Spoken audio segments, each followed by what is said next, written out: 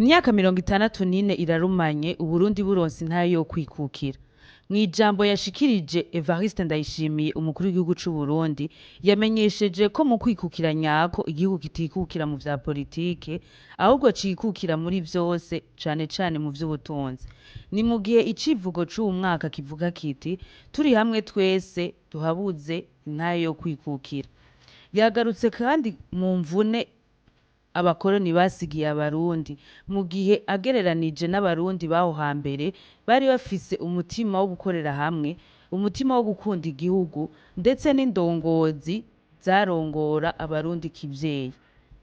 Yahamagariye abarundi kandi kugarukana uwo mutima narirya ko batoguma bavuga ko igihugu ngo bagisize mu gihengeri atahubwo imyaka 64 iheze nidufate igihugu nk'icacu tugifate nk'icibaye dukwiye gukorera hama ivyamwa vyeze tubisoromere hamwe kuko n'ivy'igihugu. Twamenyesha kandi ko muri ivyo birori yashimiye intwazangabo n'ibisongerezi vyitwaye neza mu kwitangira igihugu no kuja imbere y'abandi mu bijanye n'umutekano. Nitwa Christa Bera Munezero, aha ni kuri Parlo Cash Media, ni rwa rukurikirane rw'ibiganiro tubashikiriza jewe na mugenzanje.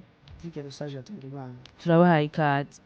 Nk'uko twariko turabibabwira kandi muza kubibona ku mbuga zacu, ijambo umukuru w'igihugu yashikirije ririmwo novuga amajambo akomeye na cane cane kuri uwu musi wo kwikukira. Hariho benshi novuga bataryumviriza canke ryose ariko twashaka tubacire ku mayange. Patrick, wabacira ku mayange abakunzi bacu incamake y'ijambo ryashikirijwe na nyen'icubahiro umukuru w'igihugu. Ego ni ukuvuga uno munsi aho twariko duhimbaza imyaka 64 iheze Uburundi buronse intahe yo kwikukira. Ubwa mbere mw'ijambo yashikirije yashimikiye cane cane ku civugo c'uwo mwaka. Icivugo kivuga giti turi kumwe twese duhabuze intahe yo kwikukira mu vy'ubutunzi. Novuga yerekanye ko imyaka 64 iheze novuga Uburundi twikukiye tutoguma twidoga novuga twidodombera abadukolonije kubera ko iyi myaka iheze ni myinshi Uburundi bwarikukiye ahubwo twebwe abarundi ariko dukwiye kuraba ati mbega ikibazo kirihe vyapfiriye kugira ngo ntidushobore kuba twotera imbere ntidushobore gutera imbere nk'abandi. Ari nayo mpamvu yaciye ahamagarira abarundi kuja hamwe kunga ubumwe kuja hamwe novuga kugira ngo dukore dutere imbere twese. Yahamagariye abarundi cane cane indongozi arerekana ko indongozi zikwiye kuja hamwe, indongozi zigakora, indongozi zikaba akarorero mu gukura amaboko mu mpuzu. Novuga indongozi arizo zikwiye gufata iya mbere novuga mu gukora kugira ubundi bushobora gutera imbere. Arerekana kandi ko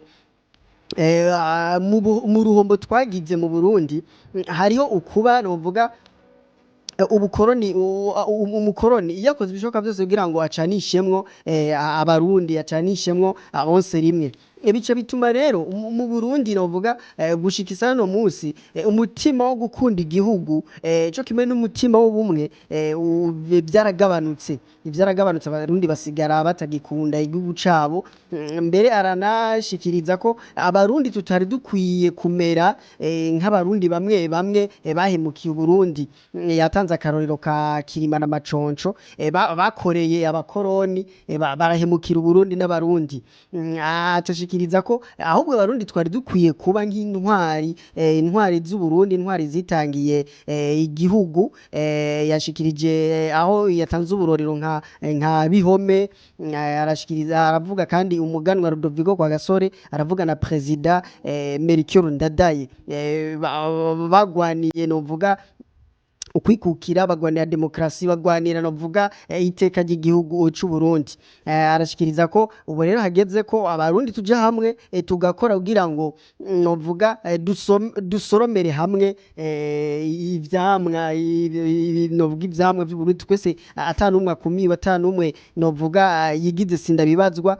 Ubona ko kugira iterambere rishoboke twese tutegeza kuja hamwe kubera ko n'ubundi mu vyo yashikirije novuga muri rwa ruhombo yerekanye ko ubumwe bw'abarundi bwatitutse ego ubumwe abarundi ubumwe bwagabanutse ubumwe abarundi batagifitanye ubumwe nka kera bitewe nuko nkuko narimeje kubivuga abakoroni bagerageje gukoresha ko vyose kugira ngo bazane ibicanishamwe abarundi bazane amoko bazane vy'imigambwe ibi byose ucusanga abarundi baronse byinshi bapfa byinshi novuga bibatandukanya gusumvya ivyabahuza ego ry'iterambere ry'igihugu cacu ego cyane gose uje usanga abarundi baca bisanga novuga basigaye novuga babaye novuga basatuntu twanje umwe wese ugasanga urukundo ego sumirinda urukundo ubumwe gukunda igihugu baca abarundi baca bisanga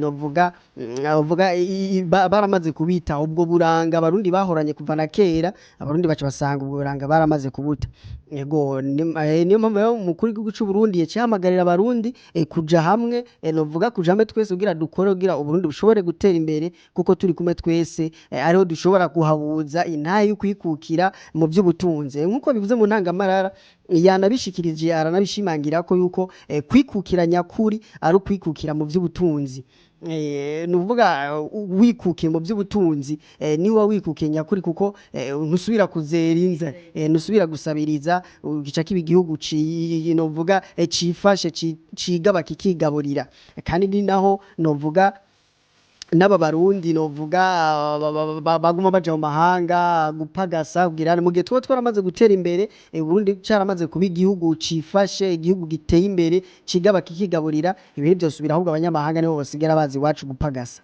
yego novuga mu majambo make nivyo yashikirije tubibutse kandi yuko yasabye yuko abarundi bari mu yandi mahanga berekana ishusho nziza y'igihugu bareke kukivuga nabi bareke kuvuga ngo wagiye kubakorera ntusubire ngo utahe iwanyu ngo nyabona ngo bagubuhungira atahubwo kora nk'uko wokoza mu gihugu iwanyu hamugaruke ubumenyi wamenyeye ahandi ubwigishe bene wanyu bene Burundi tubasaba kandi mubandanye mudushigikira mugire sabone mukomante ibiganiro byacu mu bisharinge bishikira abandi yari jewe Christabella Munezero nari kumwe na mugenzanje Patrick Rusage Atanyimana nawe ubutaha